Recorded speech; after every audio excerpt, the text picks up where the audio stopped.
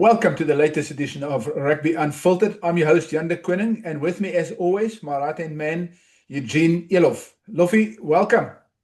Hi, Jan. Great to be back and great to have a very special friend of mine and a very great coach in our country with us on the show. I'm very excited to speak to Jimmy. We go back a long time, besides rugby, uh, traveling on a ship and singing, playing piano, making money. But yeah, I've got so much respect for this coach sitting there. Jimmy, it's great to have you on the show with us. Hi, Lofi. Yeah, thanks. I do appreciate, Jan. Also, thank you to you for hosting this program and what you guys are doing for rugby. It's a great privilege to be on this program. Jimmy, I'll refrain from calling you James because the last time I did, I naamskended you and it was a little bit embarrassing. So I'll just stick to Jimmy this time around. Jimmy Stonehouse. It sounds nice to say back-to-back SA Cup champions, and you making a habit of winning finals in Kimberley. Yeah. Well, they say the harder you train, the luckier you get. So yeah, we will take this one again, back-to-back. It sounds so big, but yeah, obviously qualifying for the Currie Cup is the most important thing. Winning the SA Cup, it's nice to add that, but the qualifying for the Currie Cup is the most important one for us. Yeah. Jimmy, both you and Eugene, maybe Eugene can start. It's important that you guys get additional competition. So we've got the Toyota Challenge starting on Friday night, and you guys are playing against Lusitanos from Portugal. You're playing against the Black Lions from Georgia, and you're also playing against Romania A. How much you know about these guys, and how important is this competition? Yeah, first of all, we really appreciate the Cheetahs putting us into this competition, for what the guys are doing with Toyota for hosting this competition. We're always fighting and say we want to have an international competition. Now we got this free games coming up. We don't really know much about the guys, but we did analyze them. We saw them playing against the Cheetahs. We saw him playing against Zebre, and then obviously we know Romania and Portugal are preparing for the World Cup. So looking at their squad they picked, I already see they got about 9 players that played against the Springboks. Portugal's got a few guys that played against the Springboks. So obviously for them also it's an important thing to prepare for the World Cup. For us, we prepare for the Currie Cup. We are looking to see what the depth in our squad is. Some of our guys who's playing in this tournament hasn't played before in the SA Cup. So yeah, obviously for them it's a great achievement to play in some of these games. And like I said, for us, we're going to give our whole squad playing time to prepare for the Currie Cup. Jimmy, if I can come in there, maybe just an interesting thing, taking it back before we look at these games you guys are going to play. A few weeks ago, we talked about why must teams that win the Currie Cup or on top of win the SA Cup qualify for a Currie Cup? Then all the teams need to participate to qualify for the Currie Cup, or then for the same sense, for the URC, the top 4 teams must go. So yeah, I felt very strong about it, but I think it's a fantastic competition that you guys are going into now. For you also to measure yourself against guys that are going to the World Cup, playing international rugby, and also for your players to see what the step up is playing at that international level. Yeah, I think that's the most important thing. Yeah, coming back to qualify for the Currie Cup, we know the situation in SA Rugby. When you play in the URC, you got that big squad that's got to travel abroad playing this side. So obviously that is why the big unions, the big 4. If I talk about a big union, I speak about the amount of money you can spend in your squad. So that's obviously why SA Rugby made that decision that they don't have to qualify. But you know, Griquas won the Currie Cup last year, and people is asking why do they have to qualify for it again? We won the SA Cup last year, not losing one game. Why do we have to qualify again? So obviously there's rules made, and yeah, it's not, you know, the pressure. And now when you play the SA Cup final, in the pressure 3 weeks ago, before you reach the final, that's a different story, you know, because losing and don't get into the qualifying for the Currie Cup, it's huge. It's much bigger than it sounds crazy, but then playing in the final for the SA Cup to qualify, and you can lose all that money, lose half of your squad. I mean, that is the big thing going on in this SA Cup at the moment. Absolutely. And if we take back as well, Franstein a few weeks ago, when all their jobs are on the line, the contracts are on the line, the sponsors, it's big pressure. So yeah, to me, it's not really necessary, but you know, the teams that need to qualify or qualified for it now, and there was an interesting discussion about the Currie Cup. People say, oh, it's not the same. Rugby evolves, competition evolves. But let me tell you what, as an ex-coach, every coach wants to put his hands on that Currie Cup, whether it's in the previous years, 20 years ago, or now. Every coach wants to lift the Currie Cup, and every player wants to lift the Currie Cup. So I think there's still a great thing to go for to win that Currie Cup and lift the trophy. Yeah, obviously, if you look in the past, there's a lot of Springboks who played Springbok so many games, but they didn't have the achievement of winning the Currie Cup. And, you know, every union fights for what is working for them at the moment. I know people will say that the 4 big unions are bringing in the money. They deliver the Springboks. But if you can just change it around, how great can our rugby be if we have 14 unions that is big? If we have, I said it on a show last night, we talk about jobs in South Africa. But if you're looking at jobs in rugby-wise, where's the Kramer Week sides of 10 years, 9 years, 8 years, 7 years ago? Where's those players? If the 14 unions were stronger, maybe those players would still have played rugby. If you go to Cape Town, where's the top 8 schools in Cape Town from 10 years ago, 9 years, 8 years? So I believe there's a lot of talent in South Africa. I don't know where the money is going to come from, but that's the biggest concern for me is how do you get all the top 14 unions strong money-wise? You got your Ruperts and your Matsepis, part of the Bulls and the Boland. You got your Mazottis. So where's the other guys in the country is going to come from to make that rugby stronger? Because it is about money. And players it's a big concern for me where salaries is going. I know your rugby career only is so long, and that's why there's a lot of money involved. But, you know, if you're at the smaller union, Griquas, Boland, Pumas, you only postpone your problems for 10 years, and then you got to work in anyway. And then you'll see what it is to be out there after rugby. Jimmy, I want to ask you, just to follow on from what you just said. We understand that it's money, but at least this tournament, the Toyota Challenge, is opening a door for you guys to expose these players to other markets and potentially draw in more sponsors.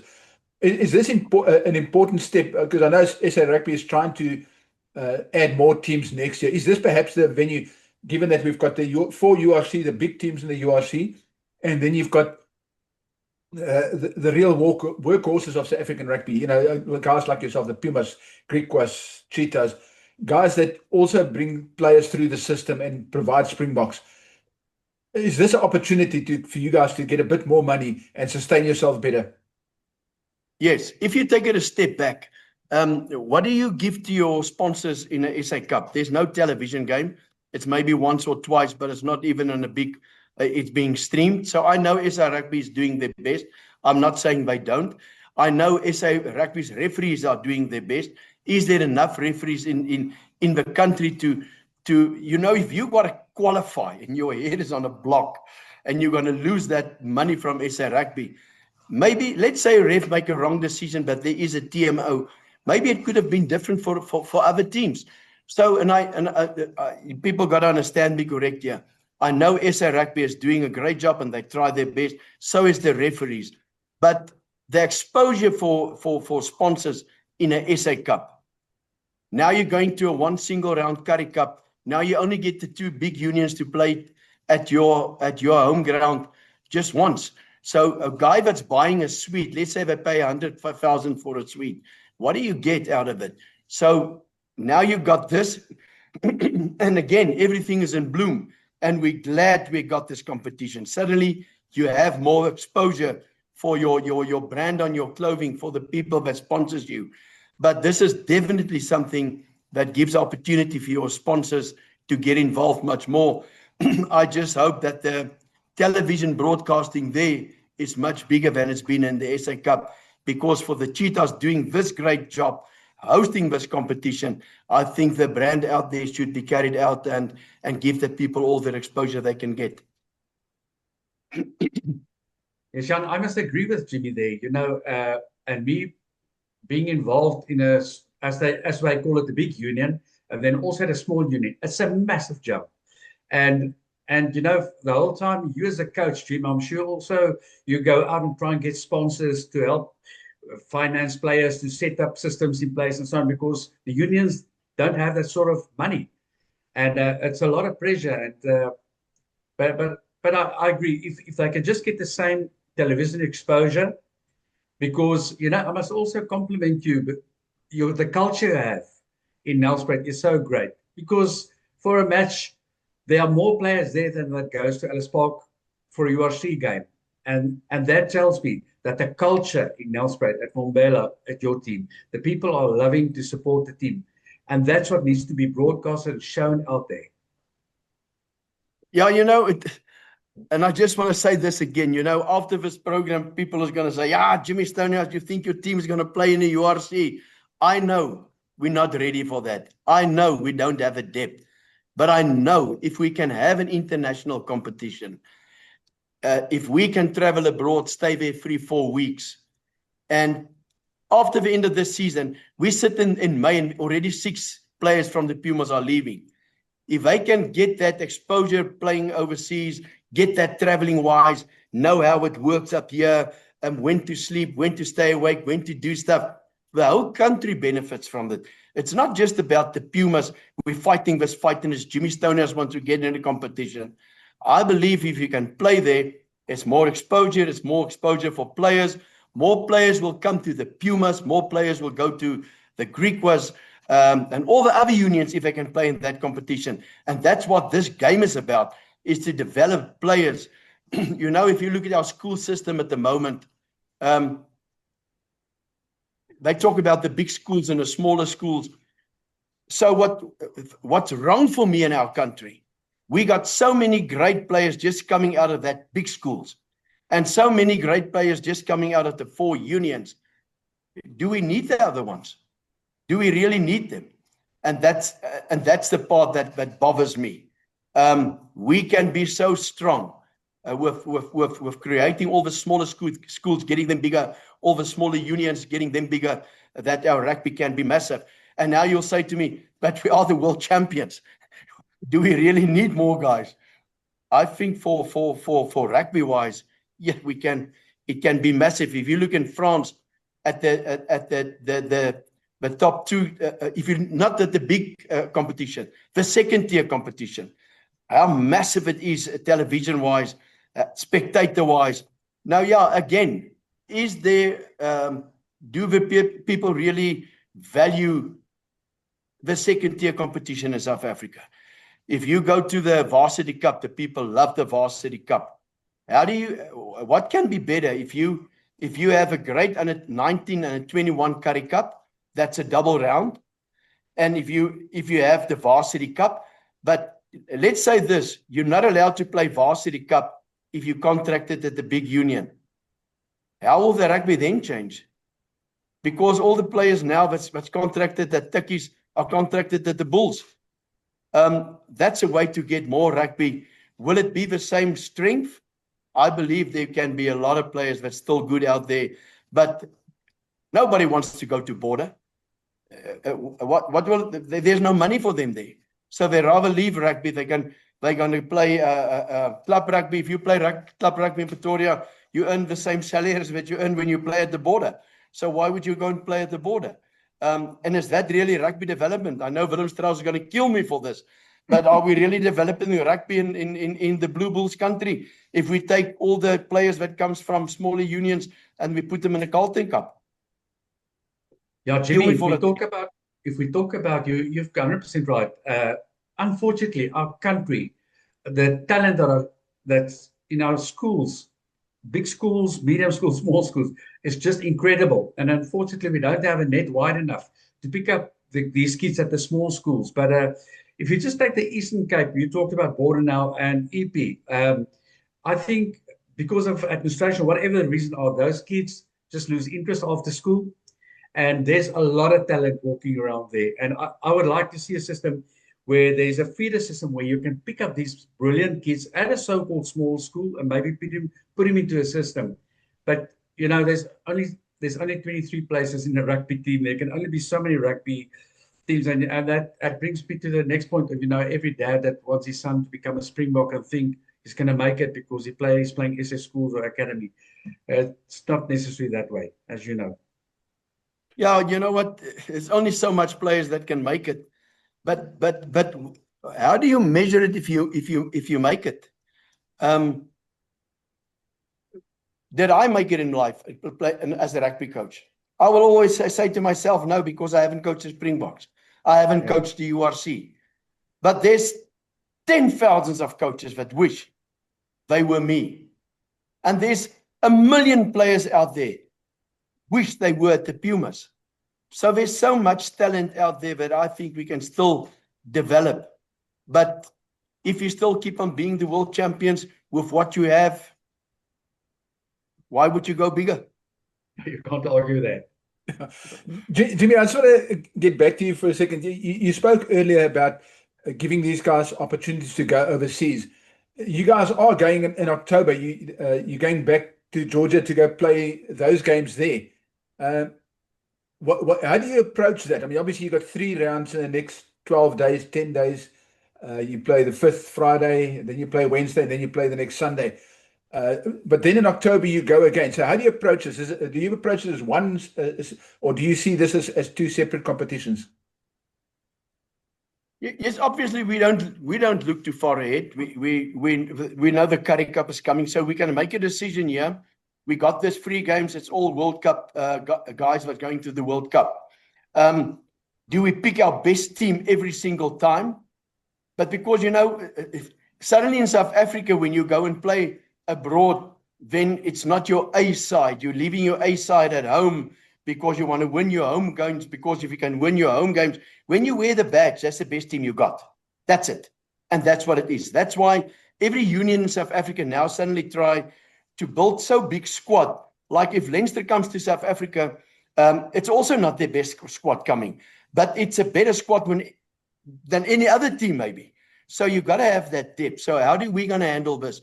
We got this squad, and we got to make sure that these guys are playing in this tournament, so that if there goes something wrong, you got to have the depth in the Currie Cup, and that's what you try to achieve.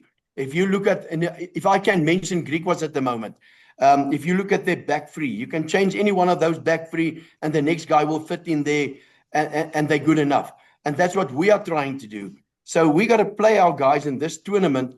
If we can showcase here that our team that we pick for the next game and the next game, because we cannot overplay our players in this games, and then we go into a Currie Cup, and then we play in the Currie Cup and try to win that as well. So the way you got to manage it is going to be a very clever one, because you only have so much players in your squad, and this is a great opportunity for our players to see how we're going to handle that. And then going into the Currie Cup, and then I think just 3 weeks after the Currie Cup, we're going to Georgia. And dude, if you look at the Georgian squad at the moment, will it be stronger in the 2nd round when you go to Georgia? Because coming closer to the World Cup, are all their players in Portugal and Romania available now? Because when they still have a season to play in, or will they be more available in October when you go overseas? So obviously there's going to be a difference in that as well. And then the same with us.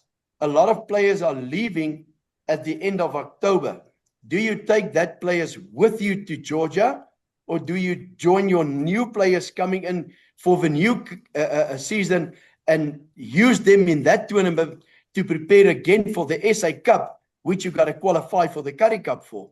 So it's got to be a great mind of thinking and how you're going to handle that.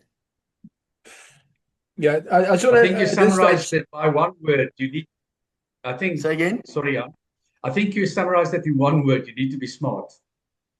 Yes, obviously. Otherwise, it's going to kill you at the end. Yeah. Jimmy, I want to talk to you all day, but we're just going to quickly move on. I also chatted to Frans Steyn yesterday about his competition. He's obviously not going to play the Cheetahs. He's playing the other three teams. But I had to chat with Frans Steyn about his view because he's got a similar challenge to you. He's also building for the future and trying to set up a system that brings the Cheetahs back to a level, Currie Cup level. So I think, Eugene, let's quickly listen to what Frans Steyn says, and then we can finish chatting to Jimmy. It's interesting before you go, Jan. Yes. He also has got the EPCR he's got to look at, what he's going to do with that part, So, yeah, it's going to be interesting. That's exactly what I asked him. And you clever coaches, you guys know how to play with words. So sometimes your answers say more. So what you don't say says more than what you actually say. So let's listen to Frans, and then I'll chat to Jimmy afterwards. Look, I would have loved to have a proper pre-season before the Currie Cup sometime. But I mean, this is what we need to do. We need to play on Friday, and we need to do well. We need to win. So, saying that, the guys that had a couple of days off, and I think they were happy to be back in camp. The spirit is quite good. I think we played well at the end of the SA Cup. We started slow, but then at the end there was some really good stuff. Look, it's you only grow as a person in tough times. If everything's going well and everybody's smiling the whole time, you never get to see the true character of people. And look, I think after the SA Cup we are a tight group, and we know who's our friends and who's our enemies. Yeah, I think it's just good not playing against each other, not playing against the Griquas or the Pumas, because look, we playing against each other. The competition between each other is quite big. So just playing against somebody else, something different, it's quite nice. It makes you prepare differently, makes you look at the games a little bit differently. So it's always fun. Just somebody else. It's a good challenge for us. Given if we look at the overall picture of Cheetahs rugby and the other smaller units like the Pumas and Griquas, how important is this Toyota challenge, these 3 rounds for these teams in general to get some additional competition? Jan, I think it's a great opportunity for us. Like I said, to play against somebody different for a change. I think we play against each other in the Currie Cup, in the SA Cup, every year. So just playing against somebody new, it's a different vibe, different mindset. So look, if you think the bigger unions will ever give up a spot in the URC, you're mistaken. I mean, they've been carrying the burden, carrying the players on that end, and burning through money. So we need to find something for ourselves or create something new, and hopefully this is a step into that probably that direction. So hopefully it's a good competition. Hopefully we get a lot of support, and you'll never know what can happen from there. How much do you know of the opposition? I mean, we know about Black Line because they played with you guys in the Challenge Cup. But what do you know about Romania A? Is it really the A team, or is it the proper first test team? And also the Sultanas, is that a national team or just some club team? I don't have an idea. I know Simon Mannix quite well, and the guy that coached Romania played with me at racing. So that I know. The rest I don't know. We haven't seen the team sheets. We haven't seen anything. So we prepare this first game focusing on ourselves, focusing what we can control, and executing our plan to the best of our ability. Niels, from a player's perspective, playing against somebody different, challenging you in different ways, how important is that for the players' growth? Yeah, I think it's obviously important for us. We want to put our hand up to play in Europe. So obviously, this coming 3 matches is important for us as a group. And like Frans just mentioned, it's going to be a group effort. So that, how can I say? Yeah, from a player's perspective, we need to improve as well. So, but I think it's a nice challenge for us, definitely. But you also get a second crack at it in October again. So I mean, this is different from the normal Toyota challenge. It is, and it's obviously something to look forward to if we play them again. But obviously, you want to make a statement the first time. You don't want to have to go there and play good rugby to prove something. You want to get it done here and showcase the talents and stuff we have here as a group of players here at the Cheetahs. Finally, from me, Frans, if I can connect you, you have these 3 games now, then you got the Currie Cup, then you got 3 games, then you got the Challenge Cup. Am I correct? You guys got another invite to the Challenge Cup next year? You have to ask from upstairs. I am not aware of anything. I'm preparing for this Toyota Challenge the best I can at the moment. So we're taking it step by step. I don't know about the EPCR yet. Well, Jimmy, Frans, as you know, he's got an interesting challenge just like you. But, I mean, obviously, we all want to see you guys do well. So, you know, maybe we got 9 games where all the South African teams win, if it's possible. Yeah, you know what? I watched Frans during this SA Cup, and he played a lot of Springboks games, but I don't think his nerves was ever the same as when he had to qualify for the Currie Cup. If he will be honest with you, I think there's got to be a lot of pressure on him. It's a name brand, it's a Cheetahs. They won the Currie Cup so much. If there's not pressure on Frans, then there will never be pressure on Frans. And I believe he can manage it. I believe he can make it. But unfortunately, out there, hond eet hond. It's tough out there. It's a tough world. It's a tough world. Yeah, and you know what? Everybody wants that spot. Greek was fight for a spot to get on top. They're not building this team just to stay in the Currie Cup. If they don't tell you they want to be on top, there's something wrong. Because you've got to be on top. You've got to fight to be there. But you know what? If we lose against the Bulls, people will say the Bulls, you got to lose. But if you beat them, then they say they played their B team. That's how that's That's a fact, though. That's such a fact. If a team does well, it's the players. If the team doesn't play well, it's the coach. That's unfortunately what it is. Yeah, I just want to say that Frans Stein's beard has become grayer than you, me, and Loffie together. Yeah, well, I've been so long in this game, and I can tell you the nerves. When I sat there in this SA Cup final, and you see that second half, it's like water running through your fingers, and the decisions you make. But it's so easy to make it then. But Cornelis Steenkamp is coaching with me now, and I could see on that kid's face, 3 weeks ago when you still have to qualify. It takes on people. It's not easy. But yeah, we put it through, and we're glad for that. I will never forget when we won that last game, and I just lay on my arms and I just say thank you, God, for this win, because you know what? This is the future of the Pumas. People out there don't see it. They don't understand it. And I said to someone last night, for me to say if we lose that money from SA Rugby, we're gone. We can't make it because we don't have that big sponsors like other guys have. But yeah, it's nice. It's nice to be back again in the Currie Cup. Jan, in closing, now you see the media guys like you have a lot of hair, and me and Jimmy, check, it just goes away. Wait till I grow my beard, then you see the grey. I'm like Victor Matfield. I dye my hair. No, I don't dye my hair. Jan, talking about this stuff, if you look at this under 23 competition, what they started now with, and then suddenly it gets changed to you can pick 7 guys older than under 23. So I don't know what the reason for the competition is. But if you just take contracting wise, that guy who's now under 23, he stays now at the Bulls or Lions or Sharks, but maybe he could have come to me in the past because there would be too many people in his pathway. Now he's staying. And now because he's staying, his salary is getting so much bigger.